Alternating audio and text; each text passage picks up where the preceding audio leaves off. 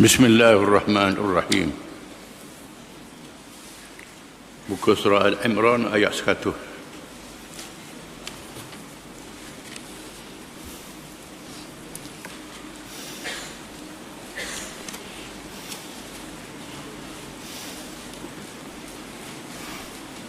A'udzu billahi minasy syaithanir rajim. Ya ayyuhalladzina amanu in tuti'u fariqan minal ladzina utul kitab yaruddukum ba'da imanikum kafirin wa kayfa takfuruna wa antum tutla 'alaykum ayatullahi wa fiikum rasuluhu wa man ya'tasim billah faqad hudiya ila siratin mustaqim. يا أيها الذين آمنوا اتقوا الله حق تقاته ولا تموتن إلا وأنتم مسلمون واعتصموا بحبل الله جميعا ولا تفرقوا واذكروا نعمة الله عليكم إذ كنتم أعداء فألف بين قلوبكم فأصبحتم بنعمته إخوانا وكنتم على شفا حفرة من النار فأنقذكم منها كذلك يبين الله لكم آياته لعلكم تهتدون ولتكن منكم أمة يدعون إلى الخير ويأمرون بالمعروف وينهون عن المنكر وأولئك هم المفلحون ولا تكونوا كالذين تفرقوا واختلفوا من بعد ما جاءهم البينات وأولئك لهم عذاب عظيم.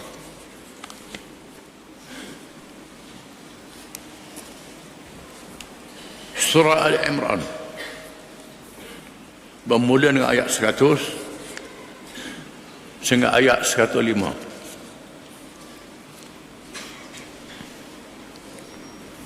Maksudnya, wahai orang-orang yang beriman, jika kamu taat, kamu ikut, kamu terpengaruh akan sesuatu puak dari orang-orang Yahudi dan Nasara, Kristian, yang diberikan kitab itu, nescaya mereka akan mengembalikan kamu menjadi orang-orang kafir setelah kamu beriman. Dan bagaimana kamu akan menjadi kafir padahal kamu dibacakan ayat-ayat Allah, yakni Al-Quran, dan dalam kalangan kamu ada Rasulnya Muhammad sallallahu alaihi wasallam. Dan sesiapa berpegang teguh kepada agama Allah Islam, maka sesungguhnya ia telah beroleh petunjuk hidayah ke jalan yang betul. Wahai orang-orang yang beriman, bertakwalah kamu kepada Allah dengan sebenar-benar takwanya, dan jangan sekali-kali kamu mati melainkan kamu dalam keadaan Islam, dan berpegang teguhlah kamu sekalian kepada tali Allah, yang agama Islam,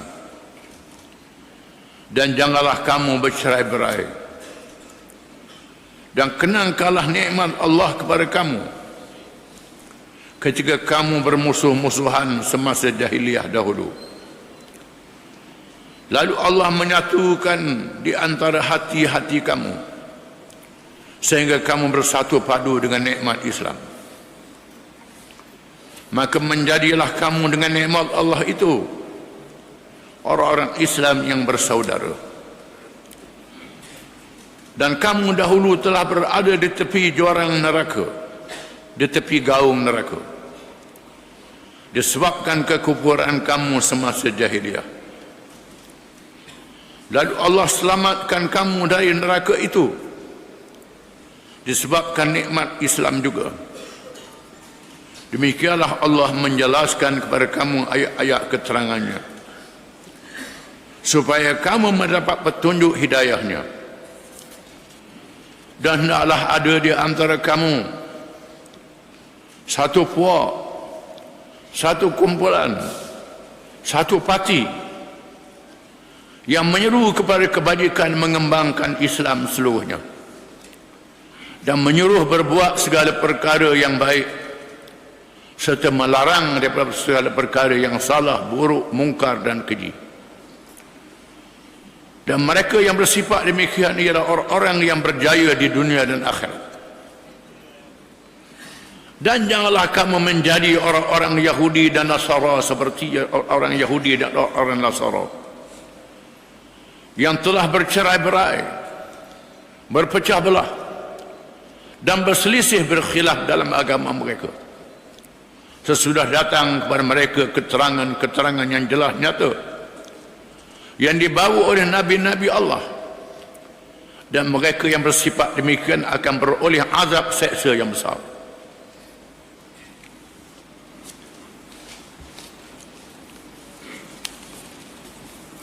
Banyak ayat-ayat Quran diturunkan oleh Allah Subhanahu wa taala dengan adanya sebab yang berlaku. Allah tidak menurunkan sekaligus Quran itu. Itulah yang dibuat di zaman Nabi sallallahu alaihi wasallam supaya menjadi pengajaran yang lebih berkesan kepada umat Islam di masa itu, yang menjadi contoh pada umat Islam di akhir zaman. Bila berlaku sebab, Allah menurunkan ayat bagaimana nak menyelesaikan sebab itu. Sebab turunnya ayat ini ketika Nabi SAW mendirikan kerajaan Islam di Madinah, menyatukan orang Islam di kalangan Muhajirin dan Ansar. Muhajirin ialah orang-orang Islam yang berhijrah dari Mekah ke Madinah dan beberapa kabilah yang lain. Ansar ialah orang-orang Madinah yang terdiri daripada dua kaum, Aus dan Khazraj. Mereka berperang di zaman jahiliyah dengan sebab-sebab dunia. Bila mereka masuk Islam, mereka bersatu. Di Madinah juga ada orang-orang Yahudi, Bani Qainuqa, Bani Nadir, Bani Quraizah dan kabilah-kabilah yang lain. Sedikit sahaja daripada mereka yang masuk Islam. Kebanyakannya tak masuk Islam. Ada kalangan mereka yang lari daripada Madinah, tak mau duduk di bawah kerajaan Islam. Ada kalangan mereka yang duduk di Madinah nak menunggu, nak melihat bagaimana kerajaan Islam ini. Padahal mereka sudah tahu kedatangan Nabi Muhammad SAW disebut dalam kitab Taurah, Injil dan kitab-kitab yang lain. Mereka tak bersetuju dengan Allah Ta'ala kerana Nabi bukan daripada bangsa Yahudi. Itu saja sebabnya. Sebab yang sangat jahat. Mereka ingat lantik Nabi ini macam lantik raja, lantik pemimpin, dipilih oleh orang ramai. Nabi dipilih oleh Allah Ta'ala, manusia tak pilih Nabi. Allah Ta'ala pilih siapa yang layak jadi Nabi. Orang Yahudi yang duduk di Madinah, yang tak masuk Islam ini, ada kalangan mereka yang merancang bagaimana nak merosakkan orang Islam, nak memenuhkan orang Islam.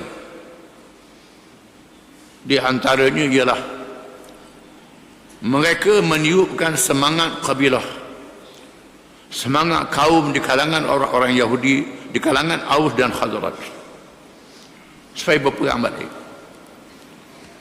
Caranya ialah jolok, membaca syair, berbangga dengan pahlawan masing-masing.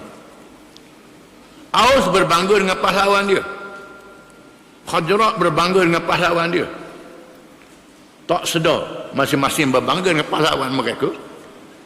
Akhirnya ada yang kata pahlawan aku lebih, orang yang kata pahlawan aku lebih. Badi nak tunjuk lebih. Akhirnya berbalah. Akhirnya kalau nak suruh kita perang balik. Kita berlawan pula, gomoh balik. Baru tahu siapa lebih. Hampir nak menjatuhkan peperangan. Lalu Allah menurunkan ayat yang dibaca ini, supaya orang Islam sedar mereka diberi nikmat Islam, menjadi orang Islam. Allah Ta'ala suruh mereka bertakwa kepada Allah, takut kepada Allah, dan bersatu, berjamaah, jangan berpecah. Nabi membaca ayat-ayat ini. Sebaik saja Nabi SAW membaca ayat-ayat ini, bila dengar ayat Quran, iman yang ada dalam hati mereka menyebabkan mereka menyesal. Ini orang Islam, ini sifat iman. Bila dengar ayat Quran, sedar dia salah, maka balik ke maka jalan, berpeluk untuk satu sama lain. Ulama mengatakan al-ibratu bi umumil lafzi la bi khususis sabab.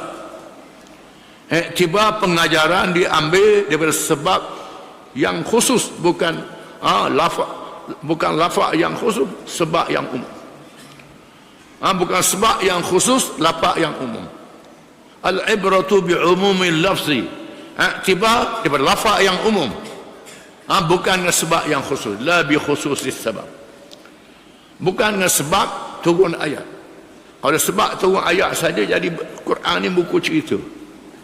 Quran bukan buku cerita. Quran hudal linnas, petunjuk pada seluruh manusia.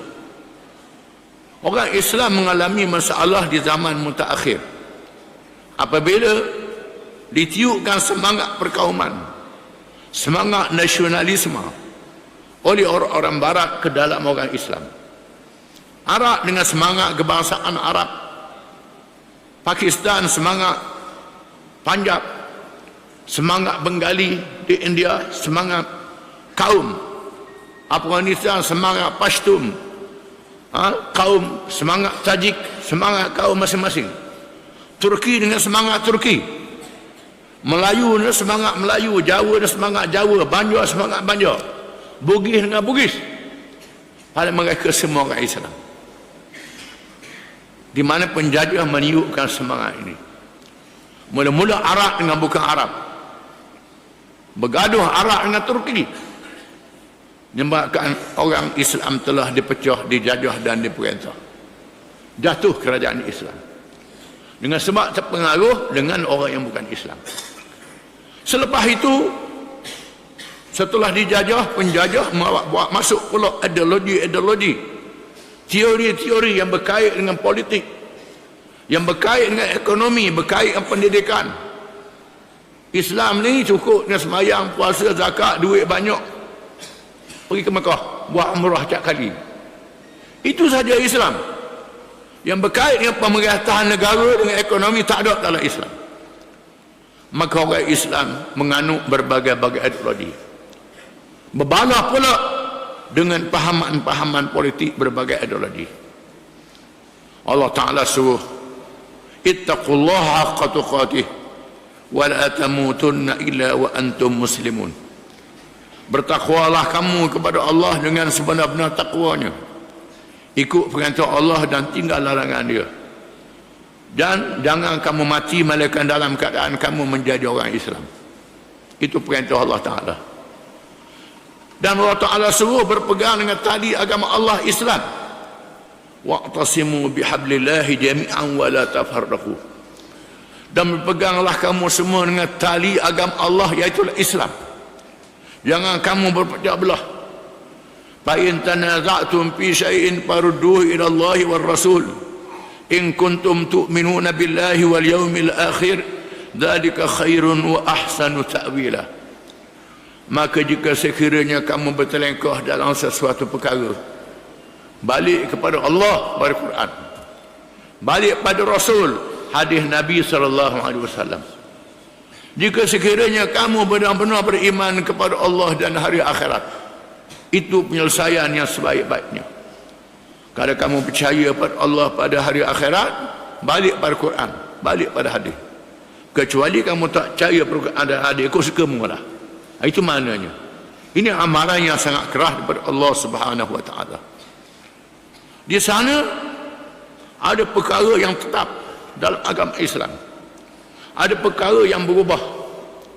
Perkara yang tetap ialah rukun-rukun dan asas-asas agama Islam yang berkait dengan iman, yang berkait dengan syariat, dengan Islam, yang berkait dengan akhlak, dinamakan tasawuf. Ini perkara-perkara asas. Orang Islam tak boleh khilaf. Di sana ada perkara yang berubah mengikut berubah masa dan sebab-sebab. Maka berlakulah khilaf mazhab di dalam agama Islam. Ada mazhab Syafi'i, mazhab Hanafi, mazhab Hanbali, mazhab Maliki, dan mazhab-mazhab yang lain. Mazhab Ibn Sirin, mazhab Hasan Basri, mazhab Sa'id bin Jubair. Kalangan sahabat ada mazhab. Mazhab Abdullah bin Umar, mazhab Abdullah bin Abbas, Abdullah bin Mas'ud, Abdullah bin Amr. Kerana sahabat-sahabat ini selepas wafatnya Nabi SAW, mereka berhijrah. Ada duduk di Taif, ada duduk di Mekah, ada duduk di Mesir, ada duduk di Syam, duduk macam-macam di Yaman. Berlakunya khilaf. Khilaf dalam perkara cabang, bukan perkara rukun. Rukun contohnya semayang, semua semayang 5 waktu. Khilaf. Ada kata kunut sunat ba'd, ada kata kunut tidak sunat bid'ah. Balah dalam masalah kunut. Tetapi semayang semua kata wajib. Semua kata wajib semayang itu. Semayang musafir, ada mengatakan bahawa bila musafir boleh jamak dan khata semayang. Mazhab Hanafi kata tidak boleh, qasar saja, jamak tidak boleh, kecuali musim haji je. Di Arafah boleh jamak. Itu mazhab Hanafi. Mereka yang tak faham hukum fiqh ni mengaji sikit balah pasal mazhab ini, berbalah. Sedangkan ulama-ulama yang faham mazhab ini tidak berbalah antara satu sama lain. Imam Syafi'i berguru dengan Muhammad bin Hasan Asy-Syaibani, guru para imam Hanafi. Imam Syafi'i belajar dengan Imam Malik, ketua mazhab Maliki. Imam Ahmad bin Hanbal belajar dengan Imam Syafi'i. Dia khilaf mazhab, tapi berguru antara satu sama lain. Yang jadi masalahnya, ikut Syafi'i ini lebih pada Imam Syafi'i lagi. Pandai pada Imam Syafi'i lagi dia. Balah, kata mazhab lain tak betul. Dan Syafi'i kata, kalau sekiranya hujah dia kuat, itulah mazhab aku, kata Syafi'i. Imam Malik kata, kalau pendapat Syafi'i itu hujah kuat, pendapat dia betul. Inilah pendapat aku. Kata Imam Malik, semua cakap manusia boleh diterima dan boleh ditolak, kecuali mereka yang ada dalam kubur ini. Dalam masalah khilaf ini, kita kena faham. Perkara rukun tak boleh khilaf. Perkara cabang boleh khilaf. Bukan sesat dengan sebab adanya khilaf itu. Tak jadi sesat dengan sebab adanya khilaf itu. Dalam khilaf ini ada betul dan ada salah. Ini kena faham. Kecuali sekiranya menafikan perkara yang wajib, menghalalkan perkara yang haram, menidakkan perkara yang ada dalam Islam. Quran mengatakan hukum qisas, hukum hudud ada dalam Quran. Dia kata tak ada hudud, itu tak boleh. Ini tak boleh. Ini termasuk rukun iman, beriman pada kitab. Ini tidak boleh. Ada juga orang kata tu khilaf mazhab aja. Ini salah, ini tak kena, ini bukan mazhab. Ini sudah berbeza pandangan dalam rukun. Ini kena faham. Ada orang kata ikut komunis tak apa. Itu tak boleh. Zaman dulu ada orang komunis masuk hutang, bulan puasa semua terawih. Semua terawih bulan puasa jadi komunis. Bulan kita semua je mau malam-malam ada. Ideologinya komunis. Karl Marx tak percaya ke Tuhan. Dia kata komunis ni ekonomi je. Ini kerana bebah, tak tahu dalam perkara agama. Banyaklah hal-hal yang lain terpengaruh. Dan Allah Ta'ala menyuruh kita bersatu. Balik pada Quran dan hadis. Yang boleh menjalankan peranan Quran dan hadis ni ialah ulama-ulama. Sumber hukum Islam, Quran, hadis, ijma' ulama, qiyas. Qiyas. Ini sumber dalam mazhab Syafi'i. Mazhab Hanafi tambah pula istihsan. Ada mazhab tambah maqasid syariah, siasah syariah. Ada pula. Di mana maqasid syariah, siasah syariah ni tidak boleh mengatasi Quran dan hadis, kena faham. Ada orang zaman ni dia bercakap pasal maqasid syariah, siasah syariah. Ini agama maqasid syariah tak apa, bercanggah dengan nah yang ada dalam Quran. Ini tidak boleh. Ini tak boleh, tak boleh langgar. Quran yang nyata, yang terang. Sayyidina Umar bin Khattab radhiyallahu an menyampaikan khutbah. Dalam ucapan dia sebut satu perkara.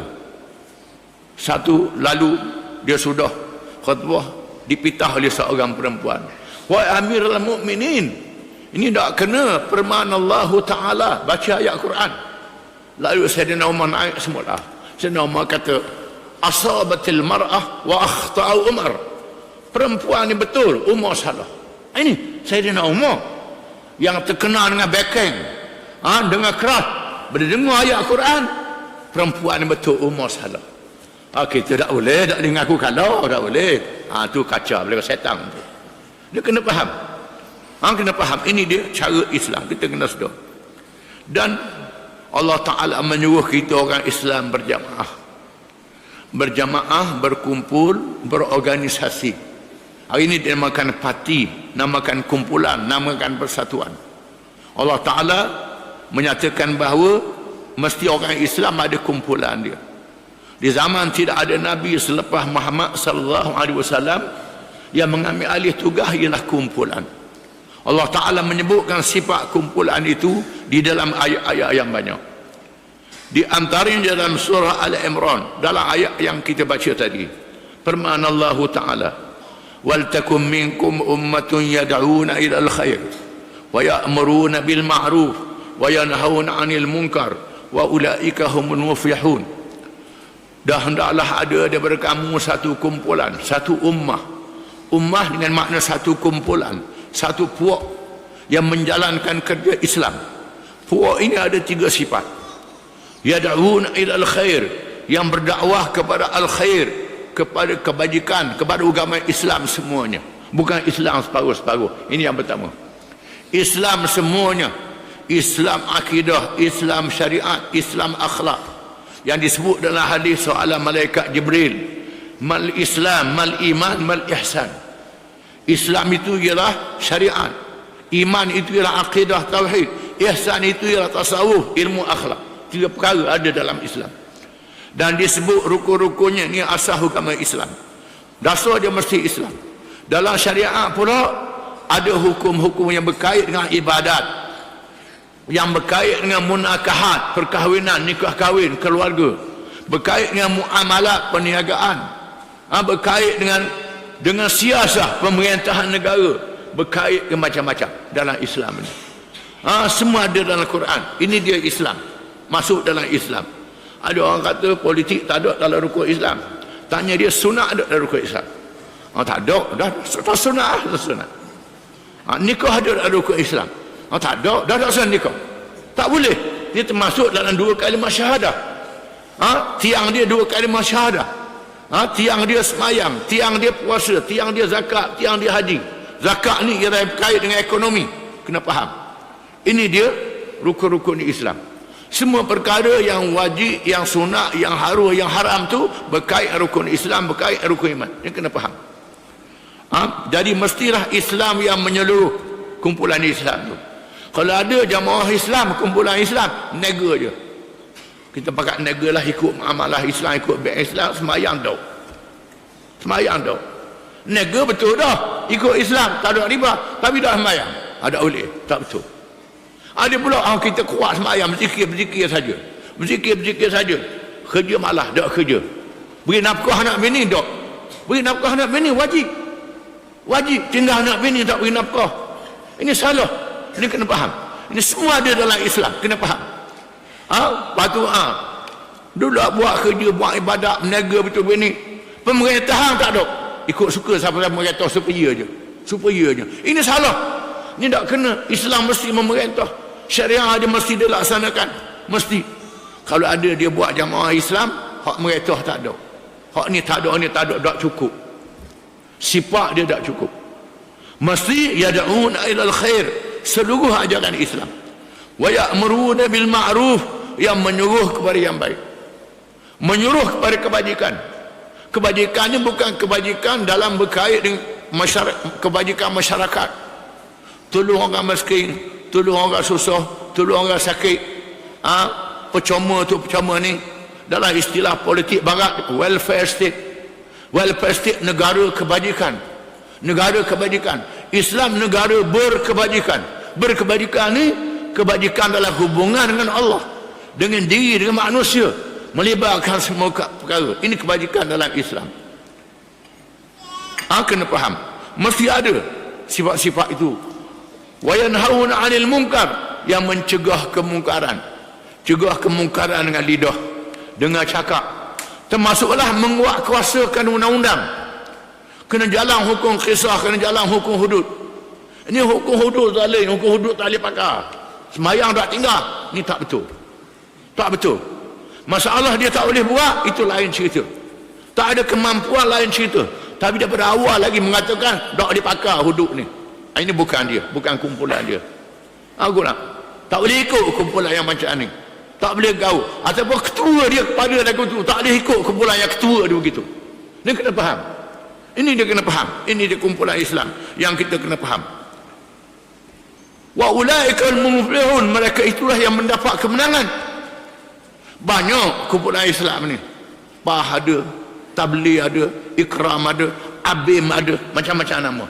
Tetapi tengok rukun-rukun ni, adakah menyempurnakan rukun-rukun ini? Kita tengok dalam ayat yang lain, surah Al-Ma'idah, Allah Ta'ala menyebut, tambah lagi daripada ayat ini, ya ayyuhalladzina amanu man yartadda minkum an dinih fasawfa ya'tillahu biqaumin yuhibbuhum wa yuhibbunah adillatin 'alal mu'minina 'izzatin 'alal kafirin yujahiduna fi sabilillah wa la yakhafuna lawmata la'im dzalika fadlullahi yu'tihi man yasha' wallahu wasi'un 'alim innama waliyukumullahu wa rasuluhu walladzina amanu alladzina yuqimuna as-salah wa yu'tuna az-zakah wa hum raki'un wa man yatawalla Allah wa rasulahu walladzina amanu fa inna hizballahi humul ghalibun. Surah Al-Ma'idah.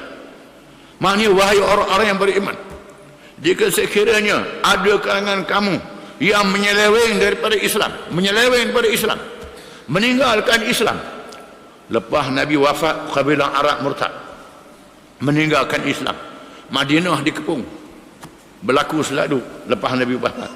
Allah Ta'ala kata, fasawfa ya'tillahu biqaumin, Allah Ta'ala akan membawa satu kumpulan, satu kaum, satu puak yang mempertahankan Islam, yang menegakkan Islam. Bukan semua orang Islam, ada satu puak, sifat dia yuhibbuhum wa yuhibbunah, Allah Ta'ala mengasihi mereka dan mereka mengasihi Allah. Ni puak ni, sifat yang pertama.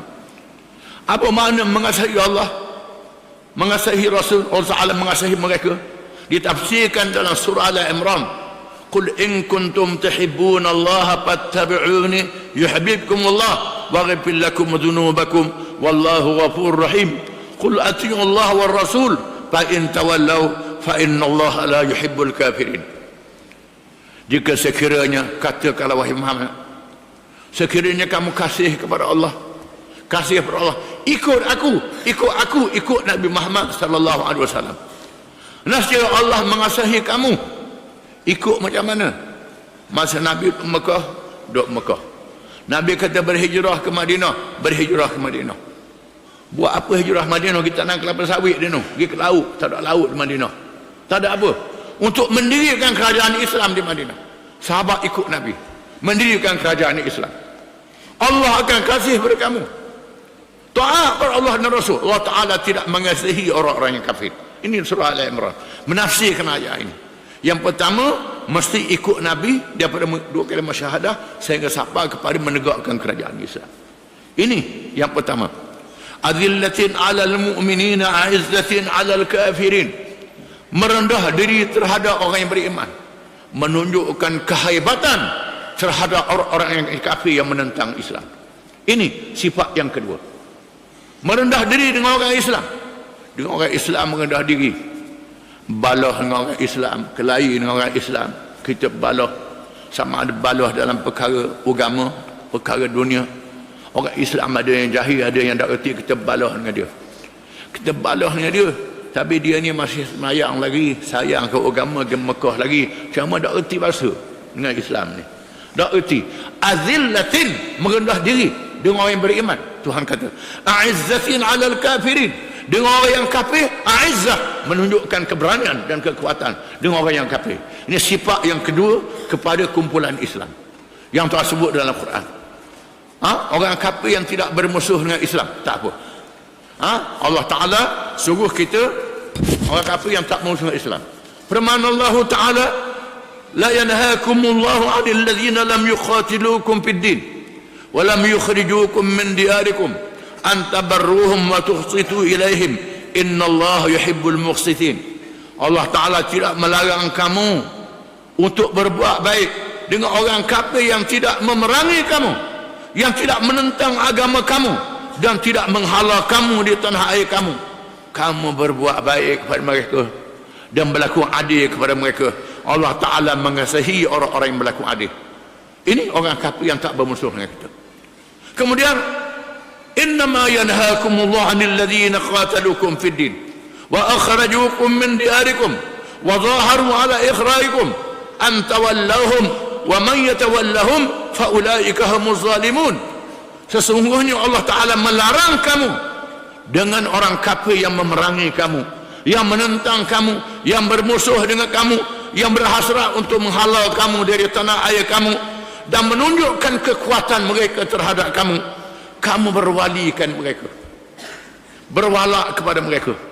Barang siapa yang berwala kepada mereka itu, mereka itulah orang-orang yang zalim. Ini surah Mumtahanah.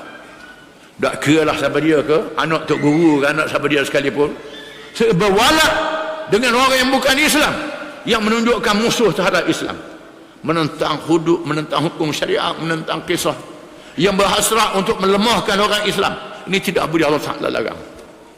Ini bukan tok guru kata, Tuhan kata dalam Quran, Allah Ta'ala kata dalam Quran. Ini tak kira siapa dia, menantu Nabi ke, anak Nabi ke, pak saudara Nabi ke, ada sifat begini, Nabi menentang mereka. Anak tok guru jadi apa? Pak anak saudara tok guru, adik-beradik tok guru, tak jadi apa? Allah Ta'ala sebut dalam Quran, tak boleh dengan orang yang menentang agama Islam, tidak boleh. Ini terang. Jadi sifatnya kumpulan Islam mestilah dengan orang Islam dia merendah diri. Orang Islam yang tak reti, yang jahil, dia sayang ke Islam, dia tak tahu, tak reti. Abu Zar, Abu Zar dia salah. Abu Zar salah. Abu Zar kata ke Ammar bin Yasir, ya ibn imra'ati sauda. Satu riwayat kata dia kata ke Bilal, ya ibn imra'ati sauda, wahai anak kepada orang wanita legam. Abu Zar kata, Nabi kata, ya Abu Zar, innaka mru'un fika jahiliyah. Wahai Abu Zar, mu ni orang yang perangai jahiliyah. Abu Zar, mu ada perangai jahiliyah dalam dirimu. Lalu Abu Zar pun merebahkan dirinya, suruh Ammar ataupun Bilal pijak kepala dia kerana dia salah. Jahiliyah ni kafir lah. Abu Zar sedar, bukan Nabi kata dia kafir, Nabi kata dia perangai kafir, tidak boleh. Perangai, jangan. Perangai munafik, tidak boleh. Bukan jadi munafik lagi, perangai munafik. Sayyidina Umar, beliau turun ayat-ayat munafik. Tolong. Kemudian dia beritahu bahawa Nabi royak yang tahu senara orang munafik di Madinah ni Huzaifah Ibnul Yaman. Orang lain tak tahu. Nabi khabar dia seorang je. Sayyidina Umar temu dengan Huzaifah. Temu Huzaifah. Nama aku ada dok. Nama aku ada dok. Tahu nama aku masuk dalam senara munafik. Dia tak tanya siapa-siapa dia. Kalau dia tanya, kalau Huzaifah beritahu, kalau Nabi royak Sayyidina Umar, yang kutip seorang-seorang Sayyidina Umar ni. Nabi beritahu ke Huzaifah dengan harapan orang munafik hadir dalam masjid, dengar khutbah, dengar ucapan, hati dia berubah. Ini harapan Nabi. Nabi beritahu ke Huzaifah, tuan kata tak boleh semayang, banyak orang munafik. Tuan kata ke Nabi, bila ada orang munafik jangan pergi semayang. Bila ada orang mati, saya nak tengok Huzaifah pergi dah. Ada orang mati, Nabi tak pergi. Sahabat-sahabat pergi semayang, sahabat pergi semayang, tak apalah. Tapi kalau Nabi pergi semayang, tak apalah. Ni kalau sahabat pergi semayang, Nabi tak pergi. Saya nak tengok Huzaifah semayang dah. Kalau Huzaifah semayang, tak apalah. Kalau Huzaifah tak pergi semayang, aku tak pergi. Saya nak kata, ini dia. Ini sifat yang ada pada sahabat-sahabat Nabi, menjaga diri dia. Yujahiduna fi sabilillah wala yakhafuna lawmata laim. Yang ketiga sifat kumpulan Islam ni ialah mereka berjihad.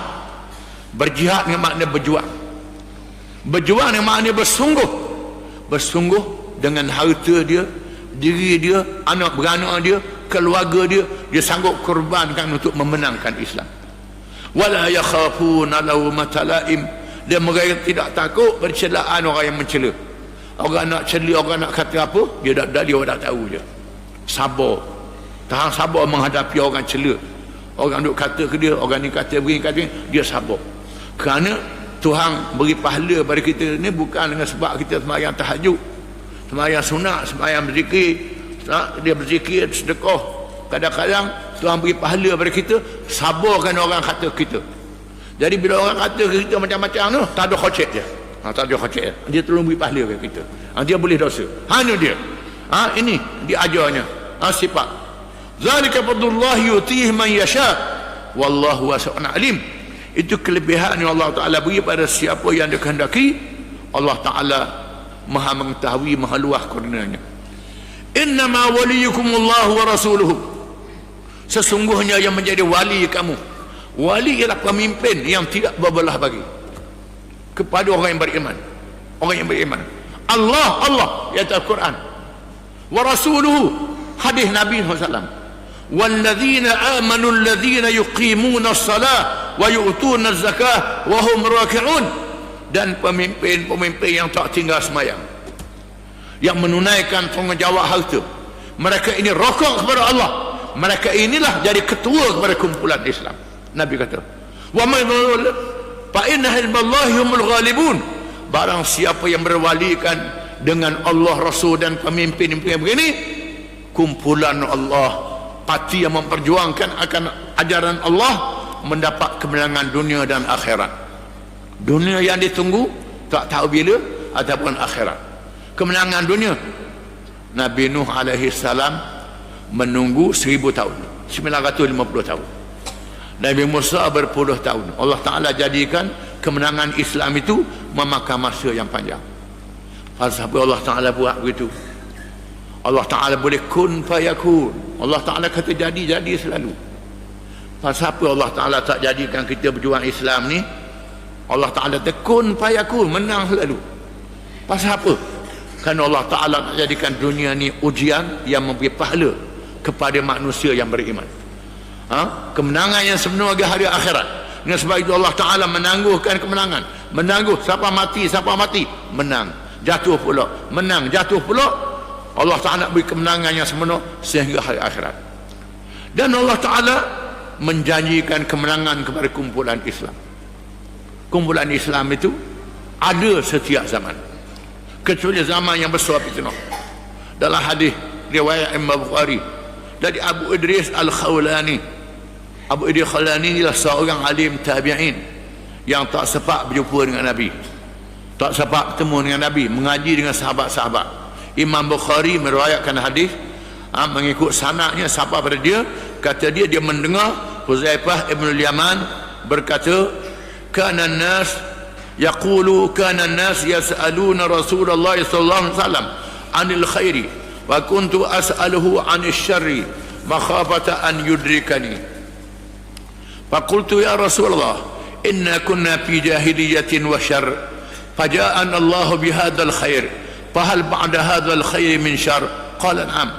قلت وهل بعد ذلك الشر من خير قال نعم وفيه دخن قلت وما دخنه قال قوم يهدون بغير هدي تعرف منهم وتنكر قلت فهل بعد ذلك الخير من شر قال نعم دعاة إلى أبواب جهنم من أجابهم إليها قذفوه فيها قلت يا رسول الله سبهم لنا فقالهم من جلدتنا ويتكلمون بألسنتنا قلت فما تأمرني إن أدركني ذلك قتلزم جماعة المسلمين وإمامهم قلت فإن لم يكن لهم جماعة ولا إمام قال فاعتزل تلك الفرقة كلها ولو أن تعض بأسد شجرة حتى يدركك الموت وأنت عن ذلك. Hadis riwayat Imam Bukhari, hadis sahih. Makna dia, kata Huzaifah bin Al-Yaman radhiyallahu anhu, orang ramai bertanyakan Rasulullah SAW berkenaan dengan kebaikan. Aku bertanyakannya berkenaan kejahatan, keburukan. Kerana aku takut kejahatan itu mengenai diriku sendiri. Huzaifah kata, orang ramai tanya Nabi hal kebaikan dia. Aku tanya hal kejahatan, kerana aku takut aku jatuh dalam kejahatan. Aku berkata, satu hari aku tanya Nabi, wahai Rasulullah, kami dahulu berada dalam kejahatan kesesatan jahiliah. Kemudian datang kepada kami kebaikan Islam ini. Dulu kami jahat jahiliah, berjudi, minum arak, berzina, macam-macam, bunuh orang, merampok, menyamut, sembah berhala. Kemudian mari Islam, mari baik. Adakah selepas kebaikan ini akan datang pula kejahatan? Lepasnya dia mari pula kau jahat ni, wahai Rasulullah. Sabda Rasulullah, ya, ada. Lepasnya dia mari kejahatan, menguji kamu. Aku bertanya lagi, adakah selepasnya pula datang kebaikan? Mari kebaikan pula. Sabda Rasulullah, ya, di dalamnya ada kekeruhan. Lepas tu mari baik pula, tapi ada keruh. Dok jernih macam zaman kita ni. Zaman Nabi ni jernih. Patut mari keburukan, patut mari kebaikan. Dalam kebaikan tu ada keruh. Aku Huzaifah tanya, adakah selepas, apakah kekeruhan itu wahai Rasulullah? Keruh tu keruh mana Rasulullah? Sabdanya, adanya kalangan yang mengikut bukan petunjuk aku. Ada kalangan puak kita ni yang tak ikut petunjuk Islam. Dia puak kita semayang, tak ikut petunjuk Islam. Kelemahannya, ada ikut Islam, ada tak ikut Islam.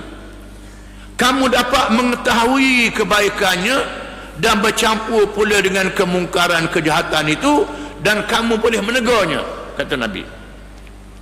Kamu bercampur dengan mereka, kamu boleh tegur, boleh nasihat pada mereka. Aku bertanya lagi, adakah selepas itu datang kejahatan? Lepas tu mari pula jahat pula. Lepas pada tu, sabdanya, ada golongan yang mengajak ke dalam neraka jahanam. Sesiapa yang menyahutnya, mengikutnya, nescaya dihumban bersama ke dalam neraka jahanam. Akan ada puak selepas itu diheret kamu, ajakmu masuk dalam neraka jahanam. Jaga-jaga, bahaya. Aku berkata, sila sebutkan sifat rupanya kepada kami wahai Rasulullah. Lagu mana sifat orang ni? Sabda Rasulullah, mereka itu dari kalangan sama warna kulit kita, bercakap dengan bahasa kita juga, daripada kalangan satu bangsa, bercakap dengan Islam juga. Aku berkata, ada. Dia ni jahat, mengajak pada neraka jahanam, bercakap Islam, kadang-kadangnya baca Quran, malam-malam ada, boleh terjemah, boleh bercakap Quran ni, tapi jaga dia kecek kamu masuk dalam neraka jahanam. Jaga. Aku berkata, apakah perintah suruhan Rasulullah kepada kami sekiranya kami berkesempatan menemui kumpulan itu? Kalau saya panjang umur Rasulullah, sepak dengan puak-puak yang ajak neraka jahanam ni, yang bercelaru ni, dia sebangsa dengan kita, bercakap Arab macam kita juga, cakap Melayu lah di minta kita juga, tetapi suruh orang tinggal Islam ni. Nampak semayang juruh, tak apalah kita semayang, dia fikir banyak ke umrah, tapi bak hudud, bak kisah ni tak boleh pakar, tak boleh pakar. Ni neraka jahanam. Ni kalau ada macam ni, nak buat macam mana Rasulullah? Sabdanya, kamu hendaklah bersama kumpulan Islam dan imam mereka, pemimpin mereka. Kalau ada macam ni, mu cari puak Islam yang sifat yang disebut dalam Quran tadi, dan imam mereka, pemimpin mereka. Menang ke, kalah ke, senang ke, susah ke, jangan lari puak ni. Dengan puak ni, kalau berlaku bencana begitu, aku berkata, kalau tidak ada jamaah kumpulan Islam dan tidak ada pemimpin, tinggal saya seorang. Pemimpin tak ada, kumpulan Islam pun tak ada, nak buat macam mana Rasulullah? Sabdanya, kata Nabi kepada Huzaifah, kamu pisahkan diri kamu daripada semua kumpulan itu. Jangan duduk dengan kumpulan yang ajak ke neraka ni, pisahkan. Walaupun kamu terpaksa memakan umbi kayu. Makan umbi kayu, tak ada makanan. Ni tak ada umbi kayu, lapar sikit dah tahan dah, bau repah ke kerja lagi dah tahan. Ini dia, ini ujian yang akan berlaku di akhir zaman yang disebut oleh Nabi SAW. Jadi hal-hal yang macam ni semua dicerita oleh Nabi SAW, menunjukkan kenabian dan kerasulannya. Nabi kita ni Nabi sungguh, bukan Nabi buat lolok. Tuhan beritahu ke dia macam-macam. Antaranya peristiwa yang berlaku di akhir zaman, Tuhan beritahu. Perkara yang tak berlaku zaman Nabi, Nabi cerita berlaku zaman dia. Jadi bila berlaku hal macam ni, kita balik kepada Quran, balik pada hadis yang menceritakan perkara ni, supaya kita terus bersama Islam. Dan Allah Ta'ala menjanjikan kemenangan. Tak apa, tetapi Allah Ta'ala mengingatkan, kemenangan ni kena bergantung pada Allah Ta'ala. Bergantung pada Allah Ta'ala. Kalau tak bergantung pada Allah Ta'ala, kamu tak layak, kamu kena susah, begitulah. Allah Ta'ala uji zaman Nabi, uji dengan peristiwa Uhud. Peristiwa Uhud, bila sahabat-sahabat dah ikut arahan Nabi suruh arah, dia suruh jaga bukit, jangan tinggal bukit ni. Tiba-tiba dah berjaya dah, nampak ramai molek belah kita, musuh dah undur, nampak barang-barang musuh tinggal. Lalu mereka tinggal bukit, pergi pungut barang-barang tu, musuh ambil tawan bukit, menyebabkan mereka tewas. Kerana mereka tak ikut arahan Nabi SAW. Belum habis lagi masa, sudah tinggal tempat. Maka Nabi Allah Ta'ala ajak mereka dengan sebab itu.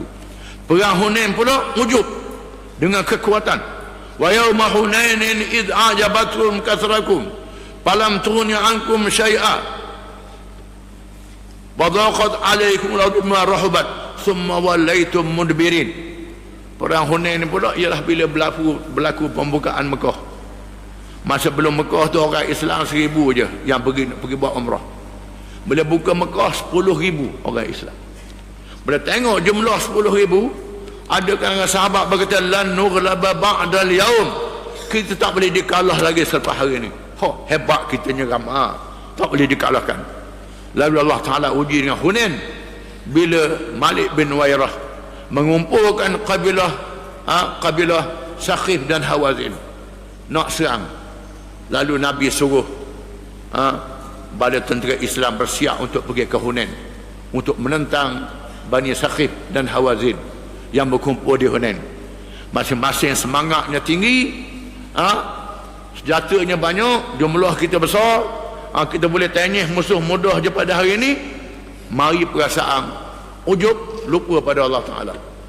Bila sapa di Hunain, orang kafir menusuk di keliling bukit.